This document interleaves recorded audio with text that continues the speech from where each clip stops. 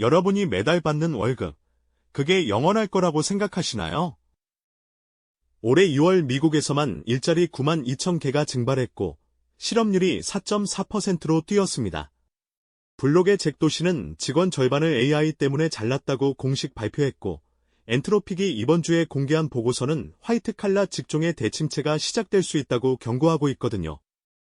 더 무서운 건 아직 AI가 할 수 있는 일의 극히 일부만 현실에 적용된 상태라는 겁니다. 컴퓨터 관련 직종은 이론상 업무의 94%를 AI가 처리할 수 있는데 실제 사용률은 33%에 불과하다는 거예요. 이 간극이 좁혀지는 순간 노동시장은 완전히 다른 모습이 됩니다. 오늘은 이 거대한 변화 속에서 돈의 흐름이 어디로 가고 있는지, 우리가 뭘 준비해야 하는지에 대해 이야기를 해보겠습니다. 일단 큰 그림부터 봐야 합니다.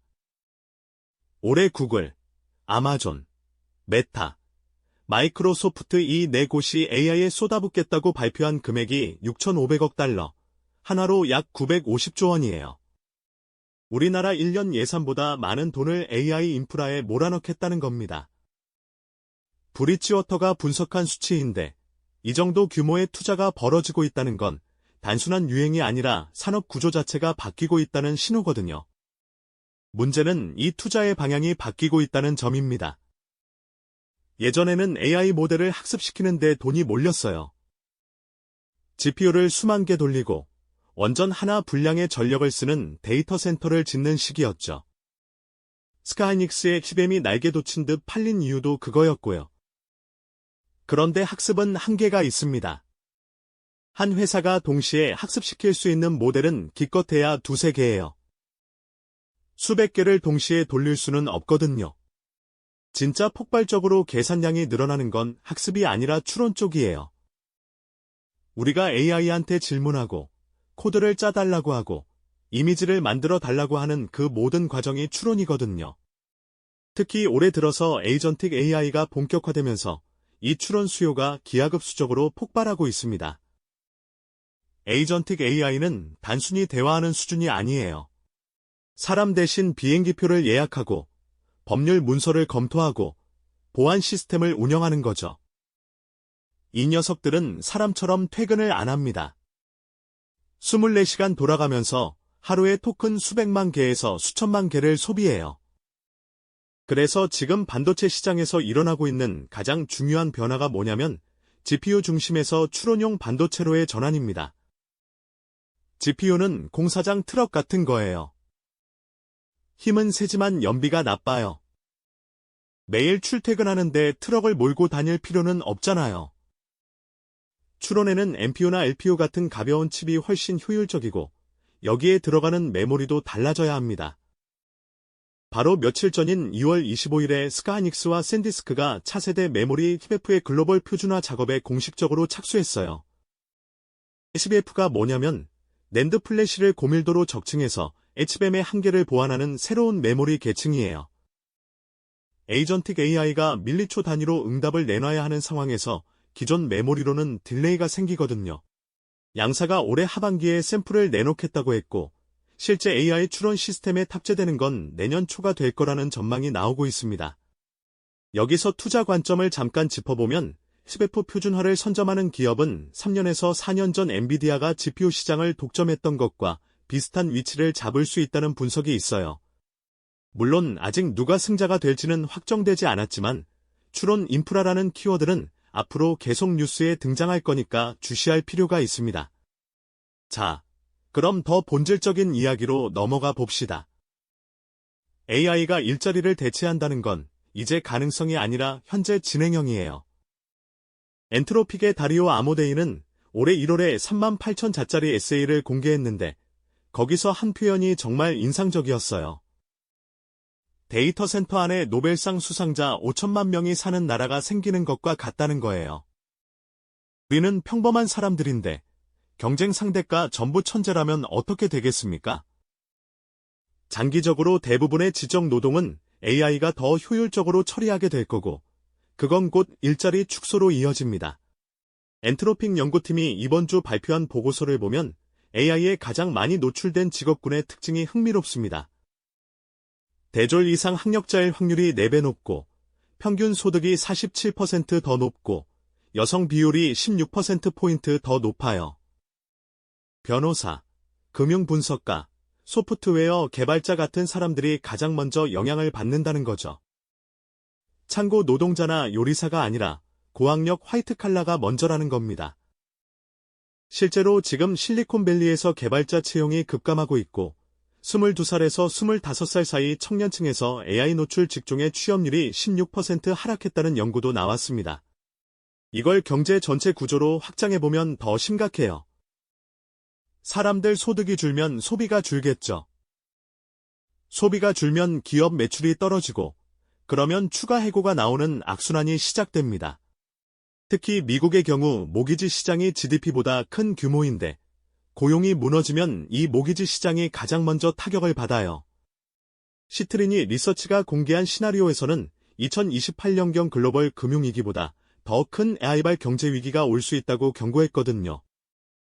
물론 이건 여러 시나리오 중 하나일 뿐이지만 진지한 논의가 이루어지고 있다는 사실 자체가 무겁습니다. 그러면 우리는 어떻게 해야 하느냐? 핵심은 소득의 구조를 바꿔야 한다는 겁니다. 지금까지 우리는 노동소득, 즉 월급으로 먹고 살았어요. 회사에 가서 일하고 그 대가로 돈을 받는 구조죠. 근데 AI가 그 노동을 대체하기 시작하면 이 구조가 흔들리거든요. 그래서 자본소득의 비중을 높여야 합니다. 내가 직접 일해서 버는 돈 말고 내 돈이 일하게 만들어서 버는 돈이요. AI 기업들이 성장하면 그 성장의 과실을 배당이나 주가 상승으로 나눠 가지는 구조를 만들어야 한다는 거죠. 다만 여기서 반드시 짚고 넘어가야 할 게 있어요. 월급 100만 원과 주식으로 번 100만 원은 성격이 완전히 다릅니다.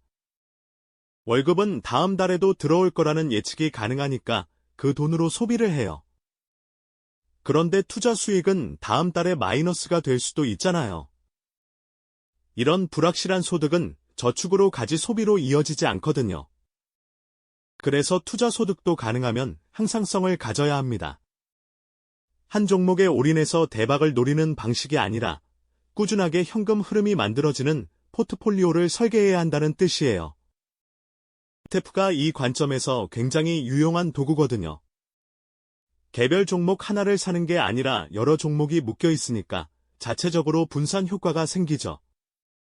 ETF 여러 개를 조합하면 분산의 분산, 이른바 초분산이 가능해져요. 10대에서 20대는 다양한 ETF를 경험하면서 어떤 시장 상황에서 어떤 ETF가 어떤 성과를 내는지 체감하는 게 중요합니다. 30대에서 40대는 그 경험을 바탕으로 실전 포트폴리오를 운용하고 50대에서 60대는 안정적인 현금 흐름을 만들어내는 쪽으로 비중을 옮겨야 합니다.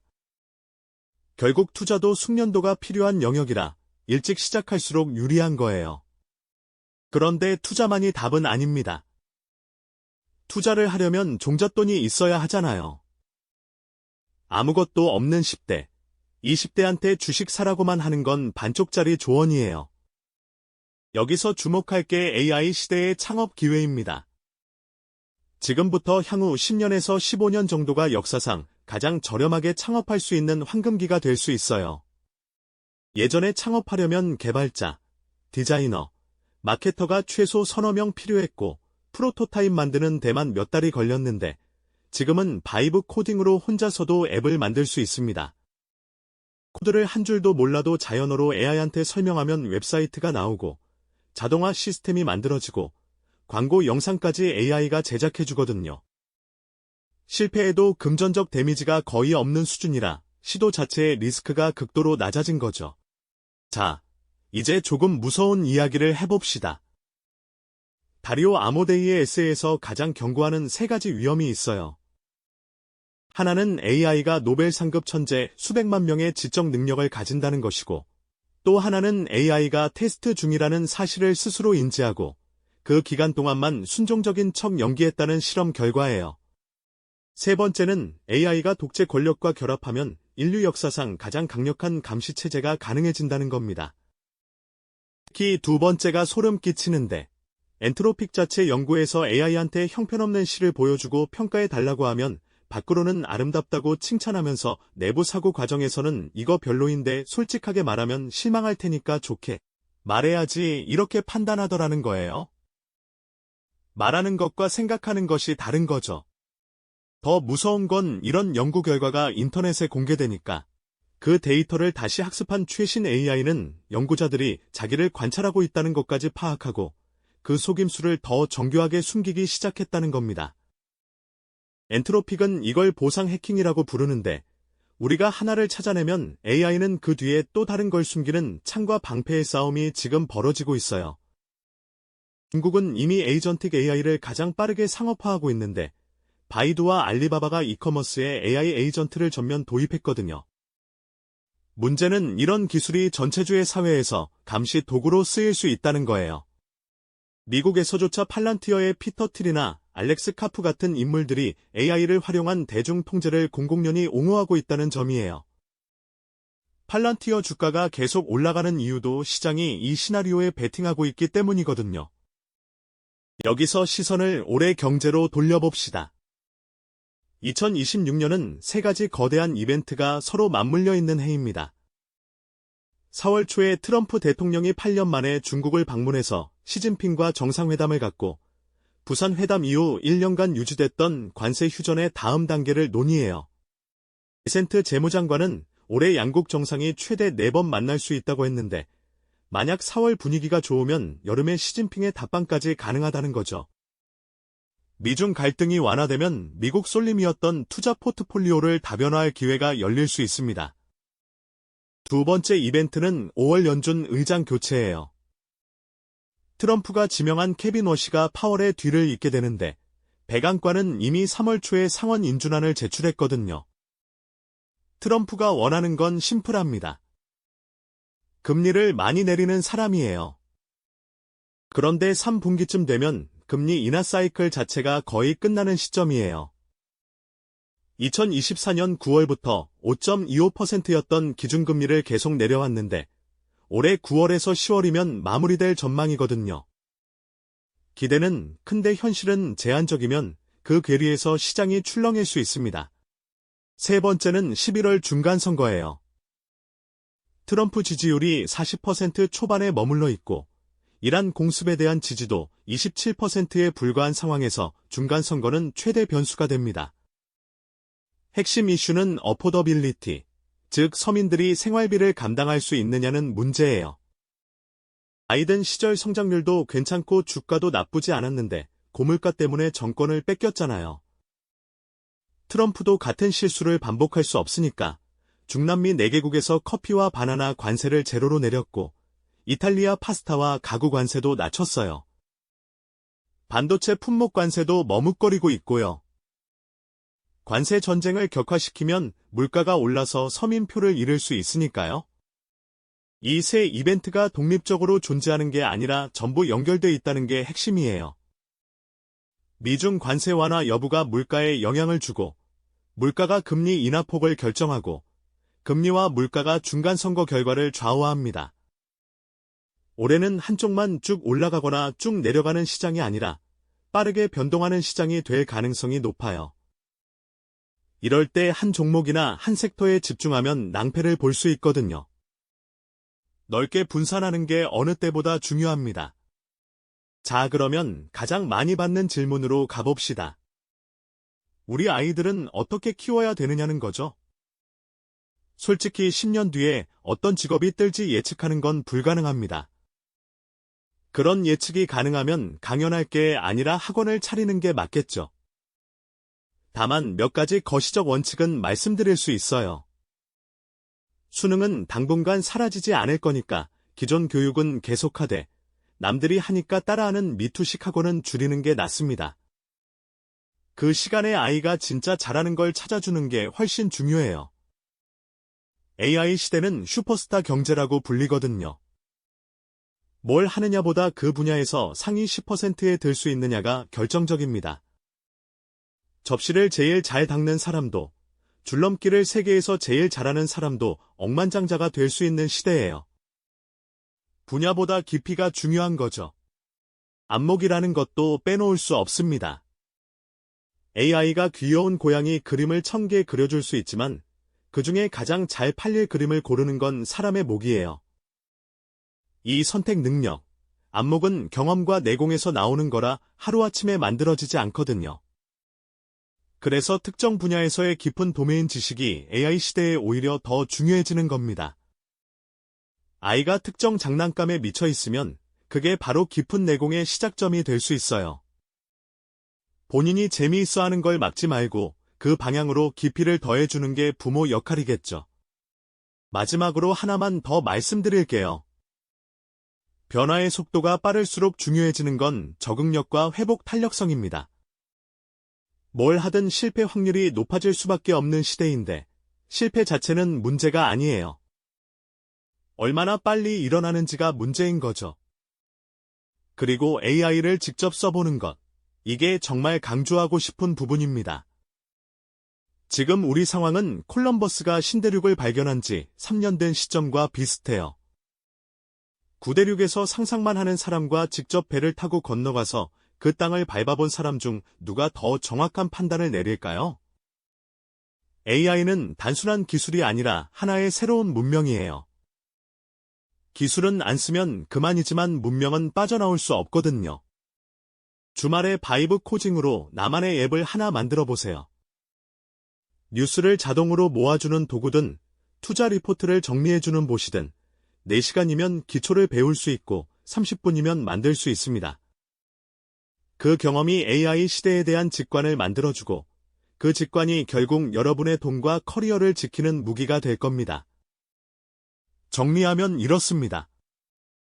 노동소득의 시대가 저물고 있고 자본소득과 창업의 중요성이 커지고 있어요.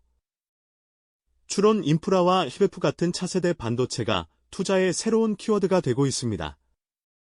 2026년은 미중 관계와 연준 의장 교체, 중간 선거가 맞물리면서 시장의 변동성이 커질 해입니다. 이런 시기에 가장 위험한 건 아무것도 안 하는 거예요. 분산 투자로 포트폴리오를 넓히고 AI를 직접 써보면서 변화의 흐름을 몸으로 느끼세요. 아이들한테는 남을 따라하는 대신 자기만의 깊이를 만들어줄 기회를 주세요. 꾸준히 뉴스를 읽고 그걸 정리해서 쓰고 누군가한테 말해보는 루틴을 만드는 것만으로도 20년 뒤에는 완전히 다른 사람이 되어 있을 겁니다. 결국 매일의 루틴이 안목을 만들고 안목이 돈을 만드는 시대니까요.